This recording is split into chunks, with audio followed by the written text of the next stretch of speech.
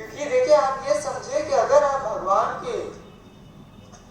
असली भक्त है, अगर आप भगवान के असली भक्त है, जिसको भगवान में पूरी भक्ति भावना है, आस्था है,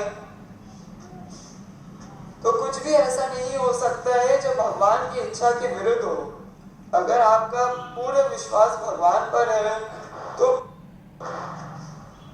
जो भी आपको मिलेगा वो भगवान की ही इच्छा से मिलेगा और भगवान के ही उद्देश्य से मिलेगा। तो जब भी आपको ऐसा लगे कि नहीं हमसे नहीं हो पा रहा है या समय बहुत मुश्किल है या बुरा समय चल रहा है, तो आप ये समझिए कि ऐसे समय पे आप अपने जीवन का मूल्य कैसे बढ़ा सकते हैं और कैसे भगवान के लिए कर्म कर सकते हैं।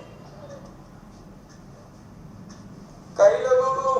लोग कहते हैं कि मंदिर आने का समय नहीं मिल रहा है या काम लग गया या कुछ लग गया है। तो समझने की बात यह है, आप छोटे से मंदिर आ रहे हैं, कब से भी वर्षों से मंदिर आ रहे हैं, तब आप आ रहे थे क्योंकि आपको लगता था कि मुझे कहीं ना कहीं आवश्यकता है, जरूरत है। और आज जब आप के हिसाब से जो आपको चाहिए था मिल गया तो आपने मंदिर आना छोड़ दिया, तो कहीं ना कहीं आप भगवान को भूल गए। क्योंकि बात ये नहीं कि समय नहीं, अगर आपके पास समय होगा तो आप समय निकाल के समय बना के आप आ जाएंगे।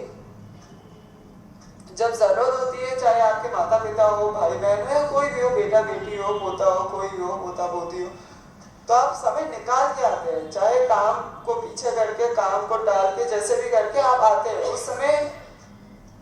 कोई आपके पास वो कोई और बात नहीं होती कि हाँ इसलिए टाइम नहीं मिला, उसलिए टाइम नहीं मिला, कल ये था, आज मीटिंग थी। तो मैं कभी आपको जो आवश्यकता है ऐसा ना कीजिए कि आपका संसारिक सब पूरा हो गया, कि भैया बेटी की शादी होगी, बेटा का जो भी हो गया, पोता हो गया, जो भी हो गया, आप भूल गए। क्योंकि ये जो जीवन है आप समझे ये आपका नहीं है, कहीं ना कहीं ये भगवान ने आपको दिया है।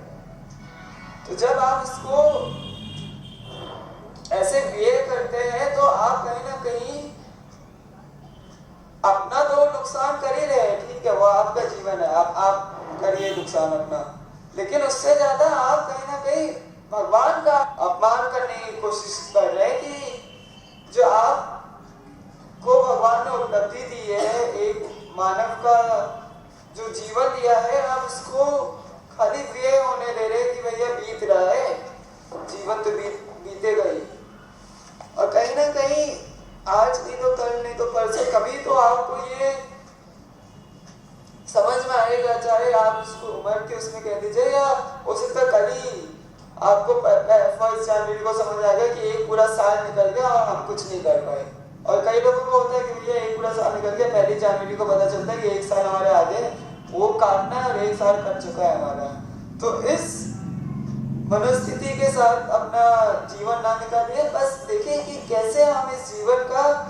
पूरा एक सदुपयोग कर सकते हैं, कैसे इस जीवन को हम व्यय कर सकते हैं मानवता के कार्य के लिए, भगवान के कर्म के लिए